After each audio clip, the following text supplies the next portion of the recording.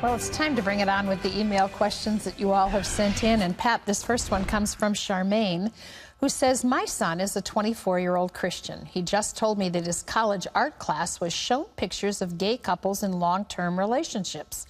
My son has to write a report on this. He's shocked, and all he could say is, what? I was wondering if he could do something to protect his rights. He shouldn't have to go to school and have to watch that. What do you think his course of action should be?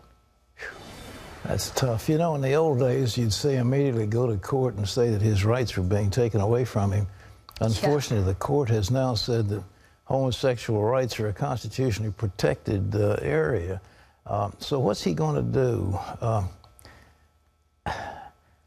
I'm afraid that what he's going to have to do, he could write a report saying that this wasn't art and expressing the fact that why it wasn't good.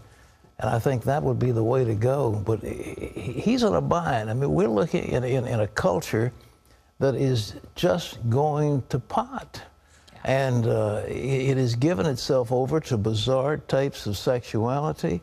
And it isn't that people didn't practice these things throughout history. It's just that they didn't get constitutional sanction. I mean, 100 years ago, this would have been unthinkable.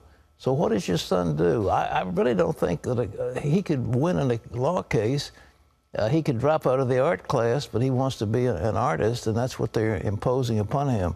I really, you ask me what would I do? I think that's the best way to do it, is to see those pictures and criticize why they aren't any good, why they're not good art. And if he's good enough at it, he might get a good grade. Yeah. But, you know, he might not be getting an art degree, because if you're at a liberal arts college, you have to take an art class anyway. So, I mean, well, you know, find another. But you're exposed to these things. Look at that Mapplethorpe. I mean, all that awful stuff, and they were putting it in museums at taxpayer money. I mean, it was just terrible, but that's the way they were doing it.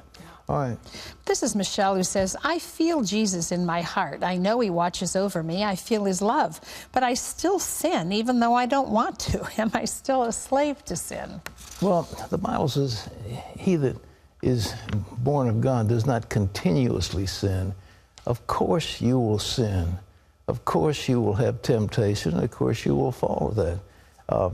You know, John Wesley said that doesn't a day go by that I don't plead the blood of Christ. We need the blood of Christ.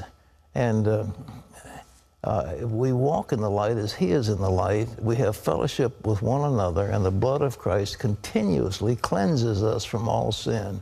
So you are not going to be free from sin until the day you die and you become transported into a new world.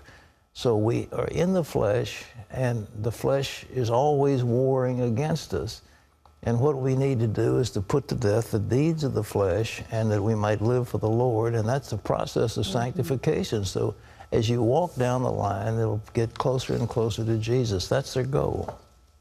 Is that all? I guess I think that's all the time that's we all have we for got. now. Well, folks, thank you so much for being with us. I hope I didn't give you a downer today. I was just, you know, we've got to face the world that's there. Well, I think maybe the question to be asked is, how should we then live in the midst of this? Well, you know? we're going to win. I want to say that in this, I'm an eternal optimist. We, in Jesus Christ, we win. Well, we leave you today with a power minute from Jeremiah. Here's the winner. Call unto me, and I will answer you and show you great and mighty things which you do not know.